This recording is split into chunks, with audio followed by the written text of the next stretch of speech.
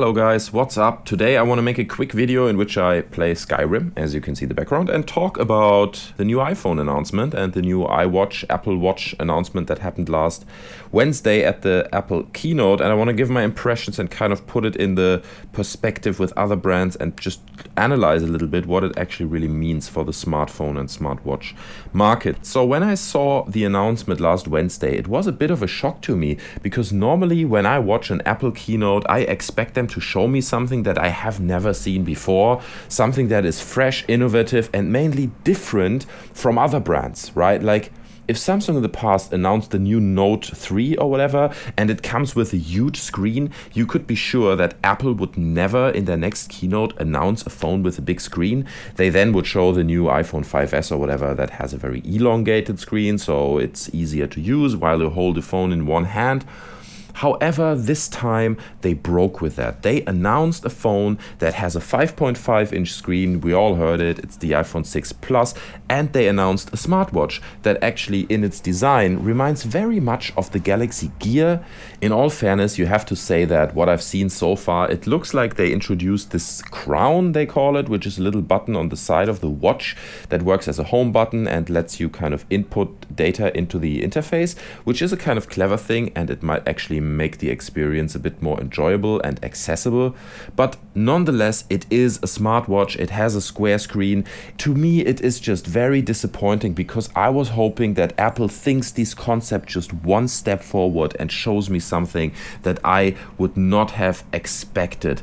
On top of that, you can see that both devices, the iPhone 6 Plus and the Apple Watch, are very much inspired by already existing Samsung devices. So that's something that has never happened in the past. They always came up with something that is different, that is a bit more innovative and breaks with what the other companies like Samsung are doing. So I'm quite curious, is this kind of the peak of the innovation curve of Apple where they kind of run out of ideas and now they're just like other companies start to copy successful concepts? Because obviously Samsung are selling loads of phones that have bigger screens. So there is a market for it. So you can see that Apple is trying to adapt to that and they think, oh, well, there's a market. So we should also produce a phone with a large screen. Like I said, that's something that they haven't done in the past. So it's quite interesting. Maybe you guys have thoughts on that. You can leave that in the comment section below. What I found also very interesting is that once again, Apple announces new phone and there's so much hate popping up on the internet. Everyone puts a meme online that says, only girls use iPhones, and it's fine, if guys want to hate on iPhones and Apple product, it's absolutely fine. I personally use an iPhone 4S, which is a very old generation phone from Apple. I got that for really cheap a while ago and I'm really happy with it, I have to say. And I'm not going to invest in a new iPhone 6. It is very expensive, so I don't want to put the money down for it. But I'm very happy with the user experience that Apple creates for me. And I think if I'm going to need a new phone in 2-3 years from now, I'll probably go back to Apple and invest the money into a new one.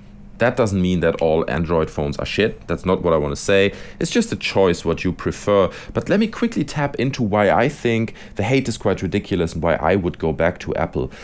I think Apple does a great job in putting the user in the center. A great example of that was the keynote they did at WWDC 2014. Because what I did is I watched that keynote and then right after that I watched Samsung's announcement of the Tab S. And it was so interesting to see just how these two press conferences sit next to each other, because Samsung was all talking about new screen, brighter screen, higher pixel density, better hardware, better processor, and that was the content of their 2-hour press conference. Apple, on the other hand, talked very much about small improvements in the user AI. You can now have an email that you can scroll down to the screen and look at other content and then come back to your email. And they were very focused on small things that make your day-to-day experience a bit more convenient. And it's just great for me to see that there are people sitting there who actually think this experience through on the software side. Because something that Samsung seems to miss is that it's not all about the hardware. The hardware is one side of it, but what really makes a great product, in my personal opinion, is great hardware in combination with really good software. And while you do need someone who just thinks about the hardware, you also need someone who sits there and just thinks about the software and how you can improve small experiences, right? Where are the parts in your operating system that are really annoying and that really take too much time. So how can you crack that? And I personally just don't see that in most Android devices. I had Android devices in the past. I actually had time to play around with the smartwatch that Samsung brought out, the Galaxy Gear 2, and it was just, honestly, I didn't enjoy it. It was horrible. It didn't make my day-to-day life better or more convenient. It didn't help me in any way. It was just something that I was happy to lose after a while. And on top of that, you don't see anyone in the public, or at least I haven't seen anyone around here where I live, that actually uses the Galaxy Gear. So I don't think they're selling a lot. So it remains to be seen whether Apple is going to sell a lot of their smartwatches. So that's kind of the reason why I prefer Apple personally. Again, everyone is free to do whatever they want, and the prices of Apple products are rather high, so I can understand if you're not much into spending so much on a phone. But I want to kind of reference one last thing really quick that I've read yesterday, which is a very funny story that Microsoft brought to the table and which really illustrates in a lovely way how important it is to actually have a great software that goes along with your hardware. So Microsoft has spent $400 million in a sponsorship deal with the NFL. That means they're going to provide the NFL coaches and all the staff that work in the stadium with Microsoft Surface tablets so that all the coaches can show their players the moves that they're supposed to do on these tablets, and the Microsoft Surface is in every shot, and you can see that the NFL uses Microsoft Surface, and that was kind of the deal that Microsoft paid $400 million for.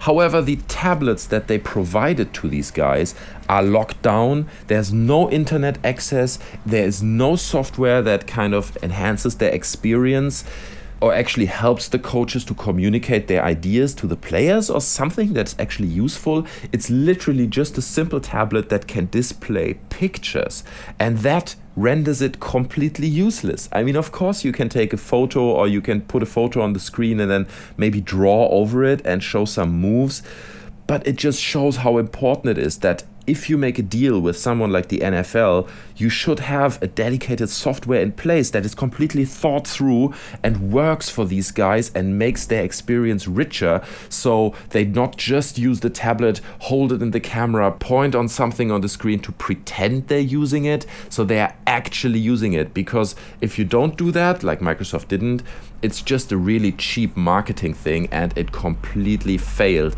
Even the announcers, the commentators who commentated the match, actually said that the coaches are now using iPads to demonstrate the moves to the players. That is a complete marketing nightmare for Microsoft. They were hoping to pay $400 million and that they are in the center of attention at the NFL football matches. Instead, it was actually some kind of hidden marketing for Apple. And I'm sure the guys at Apple were really happy about this. So basically, it's interesting because there are two sides to this. One hand, they didn't provide a good software backend that really works and makes the NFL coaches and players experience richer and better, which would be actually a reason to use the service, and they would probably be happy to use it if it works. And on the other hand, it was just a major communication car crash because they didn't inform the commentators that they're now using Surface instead of iPads. So the whole thing was a complete car crash, and I'm sure Microsoft is not very happy with the outcome. Anyway, guys, this video is too long. I'm going to come to an end here. These are my thoughts on the new iPhone 6 and Apple Watch announcement. So you can leave me a comment with your thoughts in the comment section below. Are you going to buy the new iPhone? Do you think it's ridiculously expensive? Are you an Android user? What are your thoughts on the whole debate? Please let me know in the comment section below. If you enjoyed the video, you can leave me a like or you can subscribe to my channel. That would be much appreciated. Thanks, guys, for watching, and I'll see you guys next time. Bye.